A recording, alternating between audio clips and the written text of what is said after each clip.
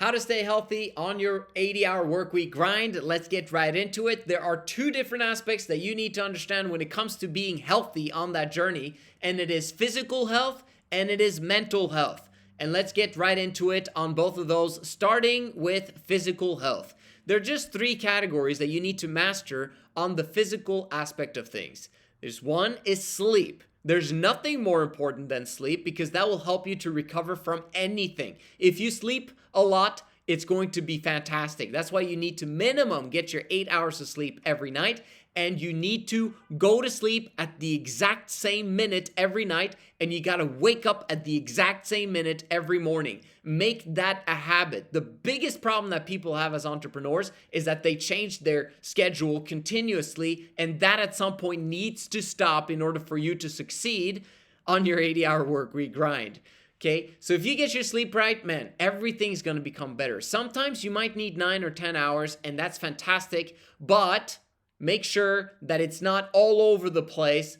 Get your 8 hours. Try to make it the same minute in the morning and in the evening, and we're right on track. Number 2, inside of that is your exercise. But this is key to understand. You want to make it at least 30 minutes, but also make it less than 30 minutes. Okay, this is an oxymoron, but let me explain. If you work out more than 30 minutes intensely, you will overdo it. And when you overdo it, you're going to feel tired. And very often what happens as a natural result of feeling tired, you either need to sleep more in order for you to recover from your workout that you did that day, or you're going to need more nutrition. And the vast majority of the time, from what I've noticed, people in their 20s don't have much experience, okay? Even people in their 30s don't have much experience with getting in the correct nutrition. So as a result, they end up becoming weak throughout the day and are not capable of having proper functioning of their brain during their work hours. And they need their functioning brain in order for them to become financially free. It's called Think and Grow Rich. And your brain is not going to be able to get the nutrition that it needs if you work out too hard. Because you don't take care of the nutrition aspect. Well, I'll take care of the nutrition aspect. Really? Are you going to actually do that? Well, let's see, right? But if you do 30 minutes of exercise, you're right on track. It's not too much. It's not too little. It's exactly what you need. But then when it comes to the nutrition part, are you actually going to delve right into it and make sure that you get the sufficient amount of macros that you need in order for you to function the right way? And if there are some things that you're allergic to, I've got several clients that are gluten allergic in, my clientele, and they don't know about it, right? And I tell them eventually, and they're like, oh, wow, really? You're just like, but there's bread everywhere, and I just have to have some bread. Yeah, well, maybe you shouldn't work out too hard then, right? So all of this is connected together, and you got to make sure that you make that journey easy on the physical aspect side. If you take care of those three things, you're pretty much set when it comes to the physical aspect of things. And don't be fat, right? If you are fat, then you actually have to decrease on the calories for a period of time. But make sure you get the right advice when it comes to this, okay? Spend some money on people that can give you a correct exercise plan that will help you to lose weight using the Kiko method, which is calorie in, calorie out. And there are systems for that. And if you don't know what they are, make sure you DM me, right? Okay, so that's the physical aspect of things. Let's go over onto the mental aspect of things because that's just as important when it comes to staying healthy on the 80-hour work week grind.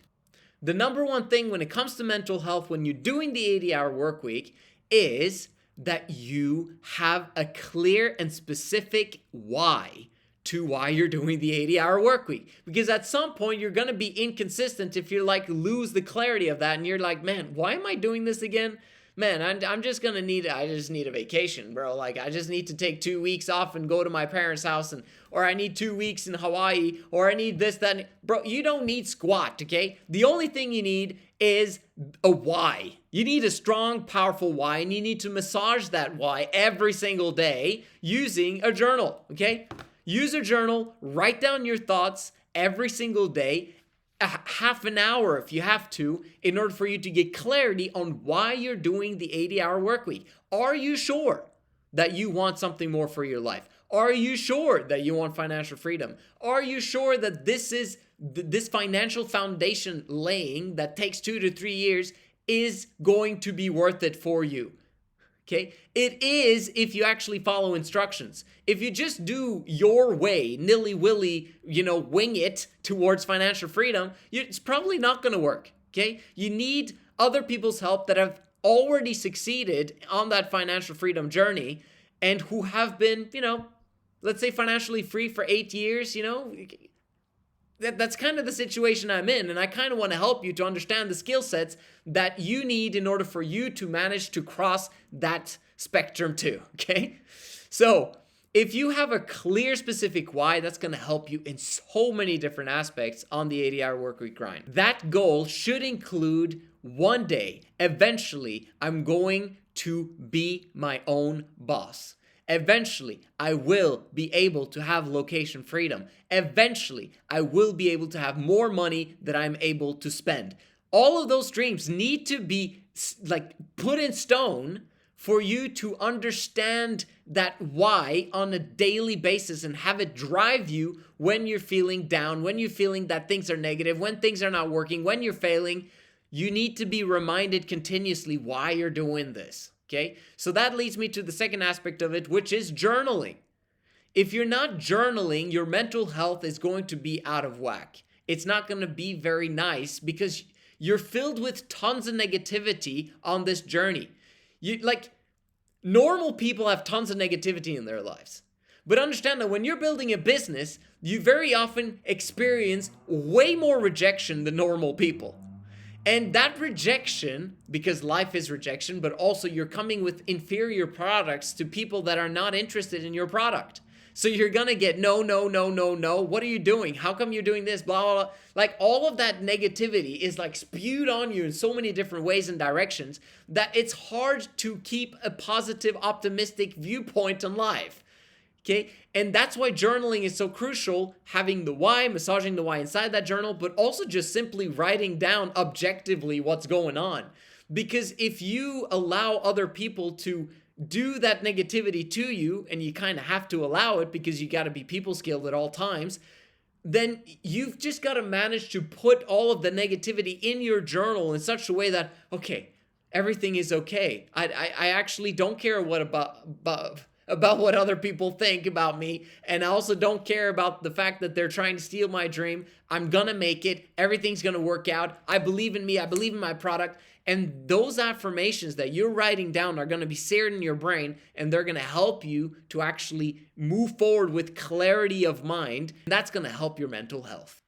Another aspect to your mental health is making sure that you have a supportive peer pressure community around you.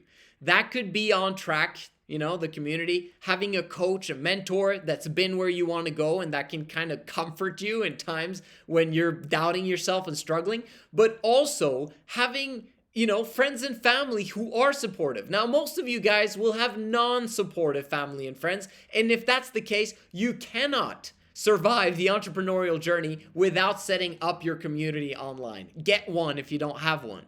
And lastly, I just want to explain, in terms of your mental health, use those 4.5 hours for recharging your batteries. Your mental batteries, your physical batteries, all the batteries that need to be, recharged and refueled in order for you to be able to go back to work and for you to sleep properly at night. You need to invest your 4.5 hours, and I'm talking 4.5 hours because it's 11.5 hours every day of work, and then 8 hours to sleep. You got 4.5 hours left because it's 24 hours a day. Those are the hours that you need to prepare. A lot of guys that I know use those times to speak with their girlfriend, hang out with the girlfriend, sleep with your girlfriend.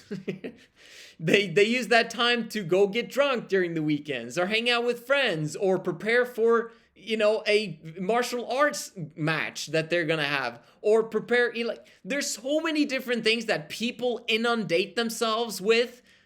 Why are you wasting your time on things that are not preparing you towards sleep or work? Because if you are not doing that, then you're going to put yourself in a situation where you're not moving forward in a healthy manner. Because You know what's going to be kind of put on the back burner? Sleep. And you know what's going to happen if you don't sleep properly at night? You're going to put your dreams on the back burner in the morning. And so you're procrastinating the day of your success if you're not staying healthy on your journey towards success. And healthy is making sure that you give time for the physical and for the mental health of your being. And that's what I want to share with you guys. Thank you so much for watching. I'll see you guys in the next one.